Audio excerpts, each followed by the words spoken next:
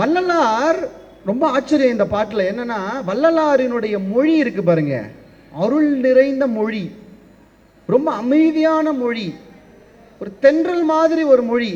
யாராவது என்கிட்ட எங்கேயாவது வள்ளலார் ஹாஷா பாடியிருக்கிறாரா? வள்ளலார் எங்கேயாவது ஹாஷா பாடியிருக்கிறாரா? பாடியிருக்கிறாரு. எங்க பாடியிருக்காரு? தத்துவ வெற்றியில பாடியிருக்கிறாரு. ஏன்னா மற்றதெல்லாம் அருளோடு நமக்காக பாடியது, தத்துவ வெற்றி தத்துவங்களை எதிர்த்து பாடியது. அதனால அவர் எப்படி பாடினாரு? ரொம்ப ஆஷா பாடினார். எப்படி பாடுறாரு பாருங்க. இருமையுறு தத்துவர்கள் என அறியீரோ, ஈங்குமது துள்ளலாம் ஏதும் நடவாது. மிரட்டுற வள்ளலார் ஒரு பாட்டில் தான் மிரட்டுறாரு நினைக்கிறீங்களா? ஒன்று நான் சொல்றேன் பாருங்க. முதல் நபர், நீங்க எதிர்க்க வேண்டிய, நீங்க ஜெயிக்க வேண்டிய முதல் நபர் யார் தெரியுமா? மனம்.